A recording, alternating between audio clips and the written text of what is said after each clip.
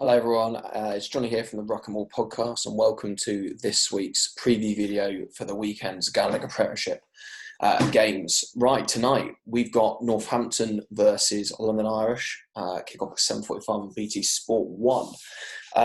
For looking at the teams, excuse me for repeatedly looking down throughout this video, Northampton, strongest looking team. Dan Biggers back at fly half for them in the Premiership, which is excellent for them. Alterac, Haywood and Paul Hill make a strong Flea English front row in there. As I say, David Ribbons has been on fire in the second row for Northampton this year. So I expect a big competition, key battle there really up against the young 19-year-old Chungamunga, who's starting to take the second row well by storm, I'd say, in that Irish shirt. A very, very big, powerful young man. Very strong in the carry, defensively, very, very solid. Still question marks about his aerial ability. So it'll be interesting to see. I could see, especially Irish at the line-out, going to Rob Simmons, who's his second row partner a lot, like they have done. Usually with Matthew in there, they like to vary it up. But yeah, Simmons will be probably their go-to line-out option in there. Ben Donnell up against Nick Ezekwe is another sort of experienced guy taking on a young pup. Donnell, who has been particularly good this year, I would say wasn't particularly good against Sale in his last previous start in the Premiership. So expect that to go well with the two number 8s, Lockin Horns and Tamar Harrison, and Albert Tuisoi. Tuisoi needed a big game really for me. As I say, he was a bit off the pace against Bath. Irish also welcome back Alan Dell into the fold at loosehead, taken over from Facundo Ungenda, who's took a bit of a knock last week, and he drops out of the 23 altogether for Irish.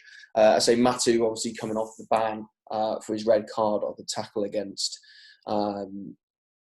I can't remember who it was now, extra player Ian Whitton a few weeks ago now. So yeah, Lobdo Tuatama up against Nick Alterac would be an interesting battle to really supplement that. But for me, the real difference point for Northampton is going to be in their back line.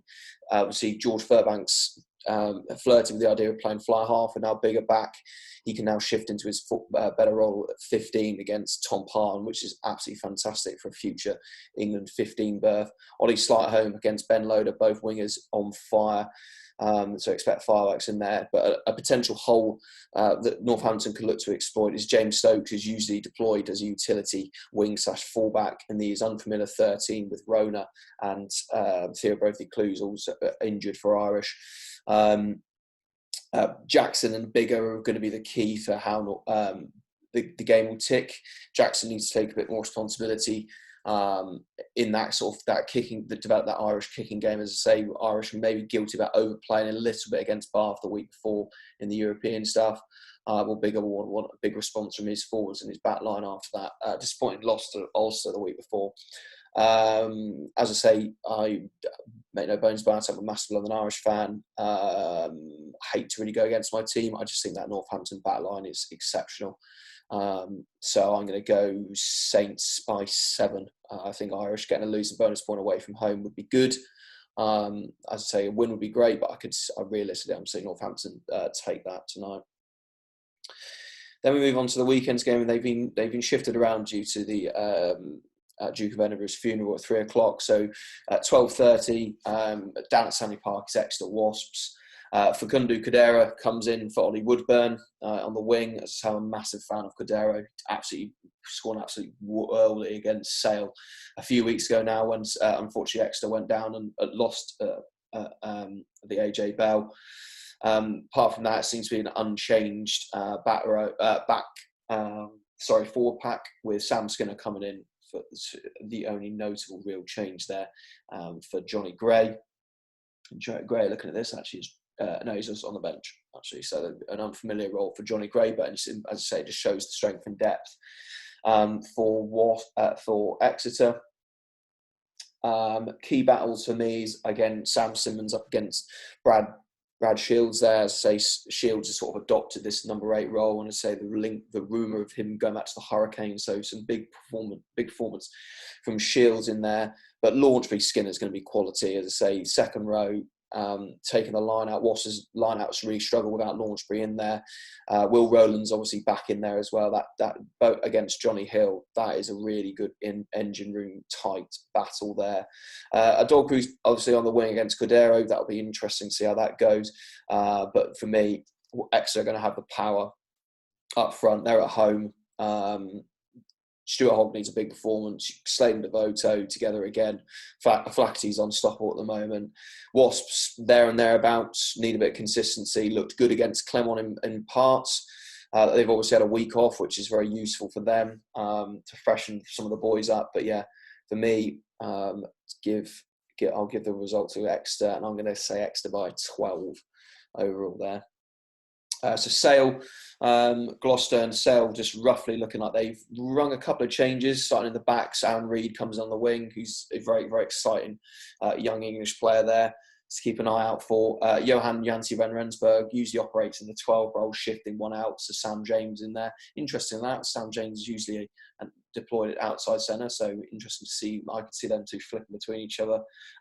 Danny Dupree's at fly half, with AJ moving to the bench. I'm a little bit sceptical about that with the way they're going to play. I think, with all due respect to Gloucester haven't been that competitive in the Premiership this year. So, yeah, it's not should be Dan Dupree. They've made a mistake on that Instagram. It's Rob Dupree. Apologies, I'm reading off the Premiership Instagram lines out. Yeah, no, it's Rob Dupree at fly half, not Dan Dupree. Dan Dupree is at number 8. Jean-Luc. They've obviously, I'm really confused there. Jean-Luc Dupree is moving from his usual custom second row position into the back row, with Jean-Pierre Dupree, who's that 6'8", 6'9", towering second row, who had a few injuries. He partners Cobus Visa, so say it's a humongously South African influence in this Sale team. Up against that, you've got the very exciting Santiago Carreras of Gloucester, massive under-the-radar signing for them. The fact that they've got him on an extended contract is absolutely fantastic. George Barton, I've been very impressed with him at fly half, taking the reins from Llewellyn Lloyd, who's been injured. And Charlie Chapman keeping Willie Hines on the bench makes sense. Obviously, Hines moving to Worcester means that Chapman can get a run in that shirt. Looking else down there, Lewis Ludlam's been solid for Gloucester, probably been, I'll argue, their best player. Louis Zamet shaking off that injury that was out against La Rochelle. It's going to be Sale at home, so I don't lose that often at home. Gloucester with the week off will benefit from that to get the ball, as I say, refresh. But Sale want a big response, and I see Sale at home, especially if they can get the forward dominance, doing what they did to London Irish a few weeks ago, putting 5-6 tries on them. I could see that happening here, unfortunately. It's good to see Jackson Hamilton's back for Gloucester, though.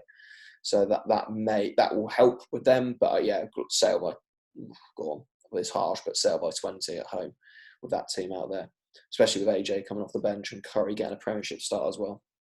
It's important. And then, obviously, because the Royal Highness's funeral, they've shifted those games to 5 o'clock. So we've got Quins Worcester. Quins, I say, fighting in that top 4 spot at the moment. Basically the same sort of backline they've been operating through this year with Kerr, Smith, Murley on one wing, Ustays and Marchant. Love that centre combination of skill and in sense of Marchant and that brute force with Ustays that can offload out the tackle. He's looking absolutely fantastic this year, probably the informed centre in the Premiership. Tyrone Green, who's taken his time to get embedded in that starting team, but unbelievable player. Could be up there with one of the quickest in the Premiership. And then Brownie at fullback. Dino Lamb continues in the second row. Don Brandt captains the side from number 8. That front row of Marler, Baldwin and Lowe is hugely impressive, as opposed to the Worcester team that, as I say, that got a decent back row. Hill, Kovacic and Van Vels. And Van Zyl will need to do a lot of work, and as I say, Will Evans and Matt Kovacic is probably the key battle there. Evans has been a revelation this year in that 7 role. In the backs, as I say, it's a start for Alex Hurl on one of the wings. Jamie Shilcock comes back in at 15. No Unfortunately, no Nick David for Worcester in there, so that's a big loss. But Lawrence will provide a great competition, as I say. Eddie Jones should definitely be watching that between Marchant and Lawrence. It's probably the pick of the battles in the back line. Quinn's at home, though. Worcester have really struggled this year. Quinn's again by 20. They'll get a bonus point as well. Then at the same time, you can on BT Sport 1, you can watch Newcastle Bears at 5 o'clock up in Newcastle. Cooper Vuna's back for Falkers. We've seen a lot from him this year on the wing with Pete Lecoq at 12 coming in. For them, Toby Flood's back from injury at fly half, so that'll be useful. As I say, Flood was superb when Newcastle won on those four games in a row at the start of the season winning. Big battle between Mark Wilson, who captains the side, against Ben Earl. Huge in terms of England. Fitz Harding, who's been a bit of a under the radar sort of pick, but he looks, let's say, really nice about him in the week, how he started off at Beaconsfield and then moving up to Durham when he was in the Durham 4th team, and now he's playing Premiership rugby. He's a fantastic story. Solid front row from Bristol with Jan Thomas Capon, who I think has probably been one of the best hookers this year. Him and Curtis Langdon at Sale, really young, up-and-coming hookers. As I said, they've missed Harry Thacker a lot this year, but Will Capon has really stepped into his shoes. Jonathan will anchor that scrum down superbly well. No Randrandra for Bristol. He's injured again. But Mayland is back in at 15 with Luke Morahan on the wing with Adi Alokin, so no now Lungo either. So I'd say it's not a fully strength Bristol team by any count, but they're still strong enough. It's going to be tight up there. You could see Newcastle nicking something, but Bristol at the moment, the form they're on, obviously the week off will have helped them. They'll be disappointed and they'll want to bounce back from that. So I could see they've still got enough in the back line to cause Newcastle a lot of trouble. So Bears by 7. But Newcastle will be in that game for at least 65 minutes. And don't expect them to nick something at the end. And then, really interesting for both sides on Sunday. You've got Bath, Leicester at 3 o'clock. Bath going in the right direction on the up. Leicester really, really on the up. As I say, Harry Potter on the wing up against Joe Cockanassanga is brilliant for me. Big Joe, obviously, with a new contract, needs to start showing where he's at. As I say, he scored against Zebre in the Challenge Cup, but has been relatively quiet Premiership-wise. Harry Potter's really starting to come into his own there. Show some magic in there. But as I say, Matthias Moroni, as I said on the pod this week, unbelievable player. Really like these Argentinian lads that they've signed in there. Again, Junks and Cole start up against Ben O'Barner, Jack Walker and Will Stewart. That is an absolute colossal battle there. It's going to be tight. That is a really tough one to call, I think. Because as I say, Bath are very strong up front against Irish the other week before. Leicester's driving games in particular. I think if Bath can stop the line out, and I think that's one of their strengths is their line out defence, though that Leicester maul is fantastic, and that set piece is going to be key. Bath by 3, they'll nick it. I think there's just, with Matavesi at fly half, I've just seen that, will be interesting. But up against George Ford, actually I might change my mind. No, Leicester with George Ford up against Matavesi. I don't see how Matavesi can kick that Bath backline going, actually. Yeah. Leicester, complete change that, ignore what I just said. Leicester by 6. But yeah, some fantastic games, some fantastic battles over in the Premiership. Firing off some quick ones. Before we finish, Chiefs Crusaders tomorrow in the morning. If you're up and about and want to watch some New Zealand Super Rugby Aotearoa, Chiefs Crusaders and Hamilton. Do I bet against my beloved Crusaders? They've struggled this year. Obviously lost to the Highlanders a couple of weeks ago now. Could be close, that one. But give me the Crusaders still. Crusaders by 5. Western Force Waratahs in Super Rugby AU as well at 10:45. Western Force, they beat the Rebels last week, put themselves in contention. Waratahs have been way below par this year. Western Force, they're at home. And then on Sunday, obviously Melbourne Rebels, Brumbies, if you want to go up at 5 o'clock to watch that. to see the Brumbies win probably over the Melbourne Rebels. And then Green King Championship, Saracens. Do go and check out that Saracens team. It is absolutely ridiculous. Owen Farrell basically caps off that team, captains the first time that he's made club captain at Saracens. So a very, very, very experienced Saracens team. I do feel for Doncaster that's going to be 50 points, way more than that. But Doncaster at home, but Saracens, that's one of the best sides ever in the Championship history. So plenty of rugby to watch over the weekend. Obviously, the Women's Six Nations as well. England are on fire in that at the moment. Some really exciting tries going on there. They were brilliant against Italy the week before. Some lovely offloads. So check that out as well. That's on iPlayer as well. Plenty of rugby to get your teeth into. So check out the stuff below. So in summary, what have we got? So I had Northampton to beat Irish. Let us know if you agree or disagree. I've got Exeter to beat Wasps, Sale to beat Gloucester, Quins to beat Worcester, Bears to beat Edge, Falcons, that's going to be tight, and Leicester to very closely edge Bath.